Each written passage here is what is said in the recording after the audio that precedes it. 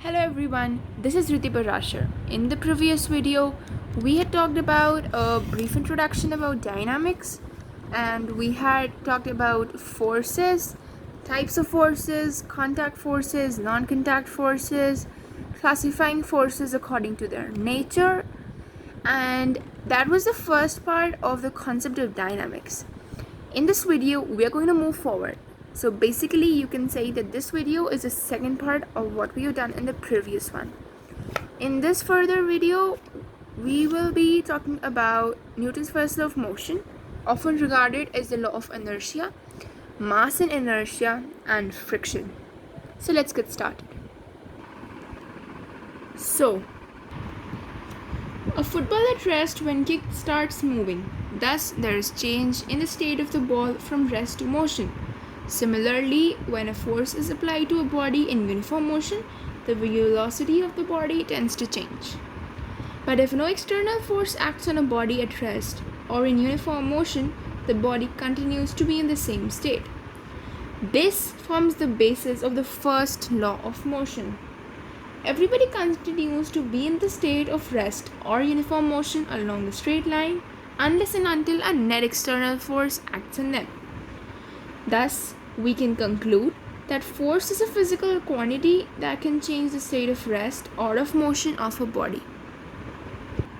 It is just like saying that when you are sleeping, you like to sleep.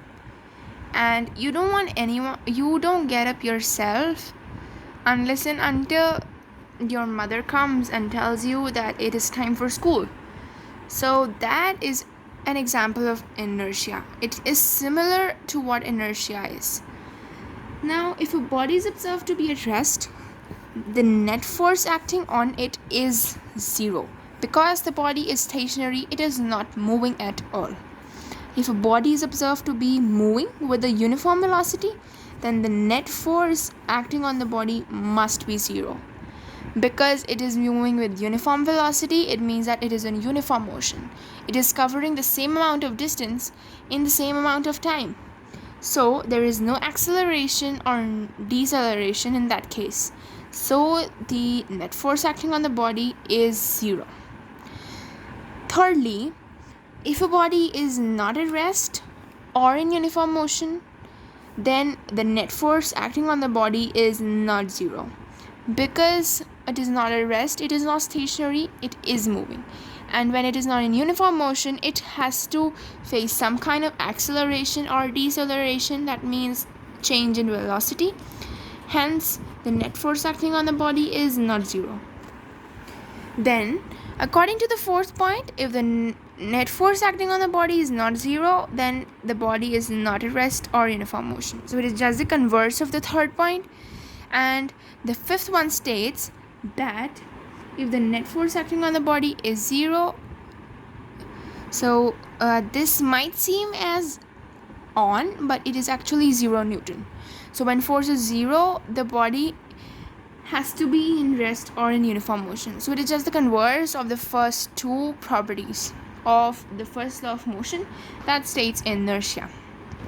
Now let us talk about what is inertia, and actually we've just talked about what is inertia. Let us focus on the types of inertia. The property of the body to continue in its state of rest or uniform motion unless acted upon by a net external force is known as inertia. And this is why the Newton's first law of motion is also called the law of inertia. There are three types of inertia: inertia of rest, inertia of motion, and inertia of direction. Inertia of rest says that if a body is at rest, it tends to be in rest. It won't move. That means it won't come into motion unless another net external force is acting upon that body. Similarly, there is inertia of motion that states that if a body is in uniform motion, it tends to be in motion. Then, inertia of direction. It states the inability of the body to change the direction on its own. If you're driving a car, unless and until you rotate the steering wheel of the car won't change its direction. So that is inertia of direction. It says that a body cannot change its direction on its own unless and until a net external force is acting upon it. So these are the three types of inertia: the inertia of rest, inertia of motion, and inertia of direction. Let us take up one example for each of the types of inertia. When books are piled up one above another and the lowest book is suddenly pulled out, the rest of the books remain intact. This is due to the inertia of rest. So a similar example could be on the carom board when you pile up all the carom coins, and you strike with a striker on the lowest coin. Just the lowest coin is gets out of the pile and the rest of them come down as it is. So that is also because of the body, because of the inertia of rest. Secondly, there is inertia of motion. When a body, like say a bus, so a passenger standing in a moving bus tends to fall forward when the driver of the bus suddenly applies brakes. This is because the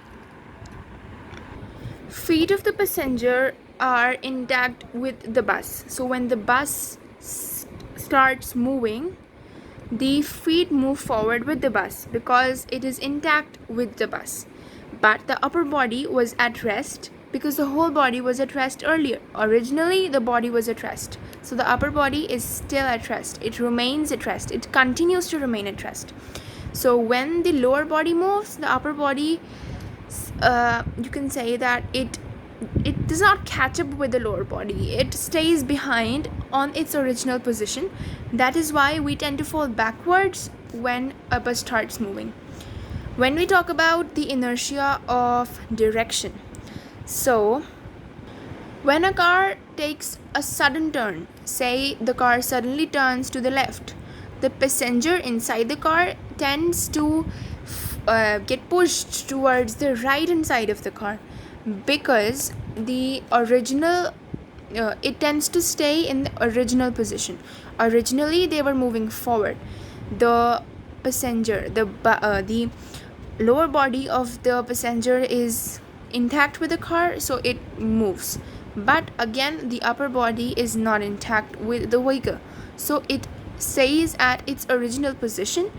So when the car turns to the left, it takes a sudden turn to the left, the passenger tends to fall towards the right, and when any vehicle turns to the right hand side, the people sitting inside, the passengers, tend to fall or get pushed towards the left hand side. So it is always the opposite side.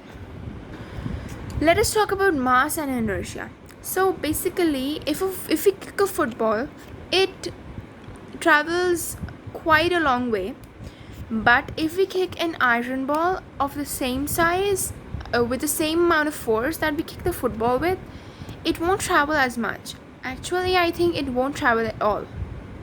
So this implies that the iron ball has more inertia than the football, because the football was, when kicked, moved quite a long way, quite a long distance, but when we are kicking the iron ball, it is not moving. So you could say that the iron ball is heavy, or in simple words, we could say that it has more. It implies that the iron ball has more inertia. So if it is at rest, it tends to be at rest. Similarly, a greater force is required to stop a loaded truck than stopping an unloaded one. So we can say that a heavy body has more inertia and the lighter body has a less inertia. All objects do not offer the same resistance to their change of state from rest to motion or motion to rest. So we can say that inertia depends very much on the mass of the objects. This is how mass and inertia are related. Greater is the mass, greater is the inertia of the body. Less is the mass, lesser is the inertia of the object or the body. Now we are going to talk about friction. When an equal initial velocity is given to a block of wood, it travels different distances on different surfaces. On a smooth surface, It covers a longer distance than on a rough surface. When some force is applied to a body of the given mass, it moves through a certain distance, gradually slows down, and comes to a halt. The body stops due to an opposing force acting between the body and the surface on which it is moving on. So, this force is called the frictional force. This force acts in the direction opposite to that of the direction of motion applied of the body. So basically, friction always opposes motion. This is a diagram that says that the friction is being applied, is acting on in the direction opposite to that of the moving body. So opposite to that of the original force applied. Now let us discuss about the factors affecting frictional force. Maximum frictional force depends on the following factors. Nature of the surface in contact. A rough surface offers greater friction than a smooth surface. One very interesting point to note here is that there is hardly any object, any surface on earth that is completely smooth. All surfaces offer some amount of frictional force, where it can differ from near to nil and much friction. So basically, when we talk about glass, it offers a very little friction. It is a smooth surface, so the friction on glass is less than that on sandpaper, because sandpaper offers much more friction. So basically, why does friction occur? Let us understand with the help of a diagram. Even a carom board that looks to be smooth is not a smooth surface. Every surface has some amount of grooves and ridges. So when the grooves and ridges on the surface and those on the object that is moving, the body that is moving, interlock with each other, that is where the friction comes into play. So there are three types of friction: sliding friction, rolling friction, and static friction. The basic two types are sliding friction and rolling friction. Sliding friction is when one body slides over another. For example, I slide a book on the table. Okay, let me show you. I have this bottle of Nivea right here, and if I slide it on this table, it goes like, it slows down and it comes to a halt. But what if I roll a pen on the table? It goes quite far. So basically, we say that rolling friction is less than sliding friction, because if we say technically, the surface area that is coming in contact with the surface on which the object is sliding is very important to say if the object the frictional force will be greater or it will be less. So when you see, say this is a notebook, so when you see this whole back of this notebook is the surface area that will come in contact when you slide this notebook.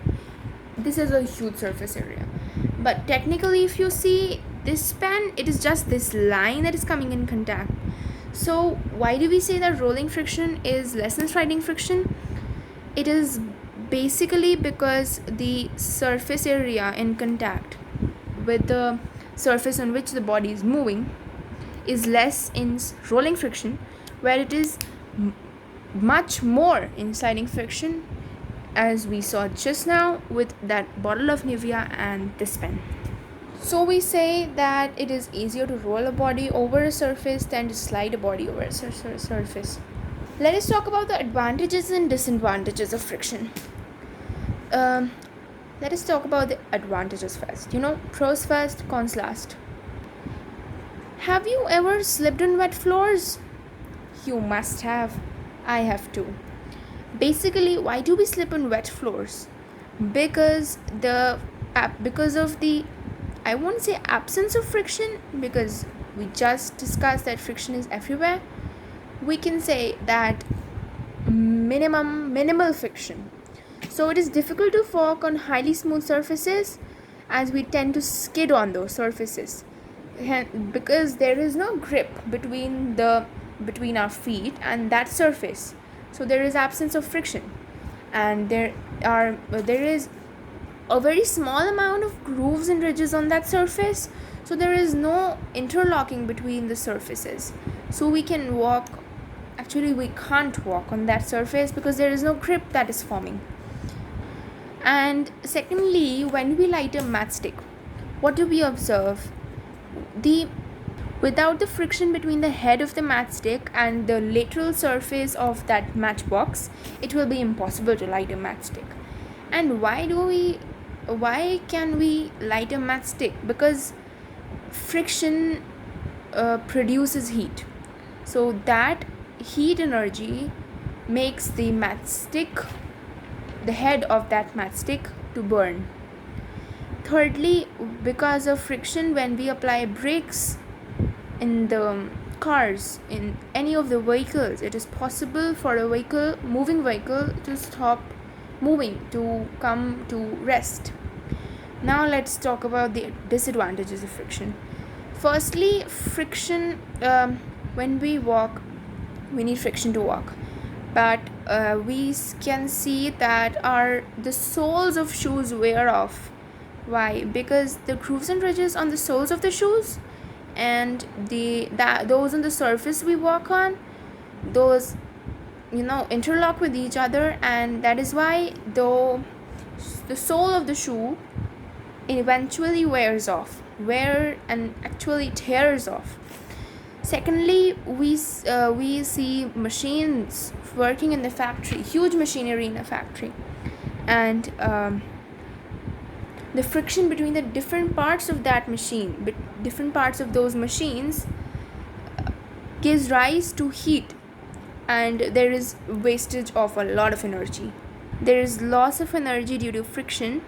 Also, the wear and tear that is caused by the friction may damage the machinery, may damage the parts of the machinery.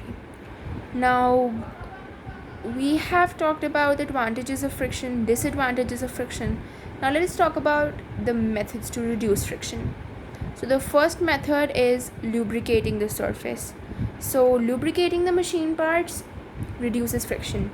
You can oil it, you can apply grease to it, so it basically forms a layer between the surface and the body and the object, so there is less interlocking between the grooves and the ridges of the two surfaces. Then you can polish the surface of the bodies which are in contact to reduce friction. Excess polish, but you need to remember that excess polishing increases friction. Friction can be reduced by using ball bearings, because we have just discussed that rolling friction is less than sliding friction. So if you need to reduce friction, try converting it to rolling friction, that is using the ball bearings which roll on the surface rather than sliding on the surface. Let me just show you some points. So these are the advantages of friction, the disadvantages of friction, and the methods to reduce friction. Let us talk about one more method of reducing friction, that is streamlining.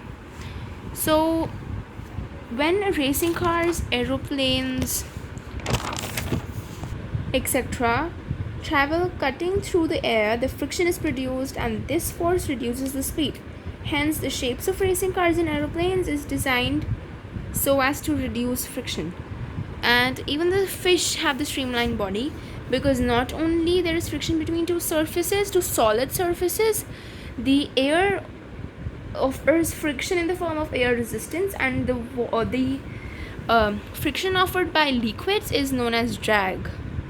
drag. Now let us talk about one more important topic, that is momentum. If you've played cricket, you would have experienced that catching a ball which is moving with higher velocity is more difficult than catching a ball which is moving with lesser velocity. So similarly, it is easier to catch a table tennis ball as compared to a cricket ball when both of them are dropped from the same height, because, let us discuss about this as well. The table tennis ball is small in size and it has less mass. The gravitational force therefore applied on the table tennis ball is lesser than that applied on the cricket ball. So, moving forward, thus we see that the moving bodies possess a physical quantity that associated with their motion, which determines how much force is required to bring them to rest. This quantity, which depends on the mass and velocity of the moving body, is known as momentum, and it is defined as mass m into velocity, that is v. So momentum p is equals to mv. Since units of momentum, since p is equal to mv, units of momentum are unit of mass into unit of velocity. So that gives you gram centimeter upon second, that is in the CGS system of units. And if you talk about it in the SI system of units, it is kg ms to the power minus 1. So that is basically kilogram meter per second. So 1 kilogram meter per second, it gives you 10 to the power 5 gram centimeter per second. So in this video we have talked about friction, momentum, and law of inertia, and reducing friction, advantages of friction, disadvantages of friction. Then we have talked about the Newton's first law of motion, what are its properties, the types of inertia. We've talked about much in this video. So this is all for today. In the next video we'll be talking about the Newton's second law of motion, the relation between Newton and dyne, and mass and weight, and also weightlessness. So these are some concepts we're going to cover in the next video. Do like, share, and subscribe. Let me remind you, there will be many parts of this topic of dynamics. It is a huge topic, and this was the second part. In the next video I've already discussed what we'll be talking about, so do watch. Thank you and have a nice day.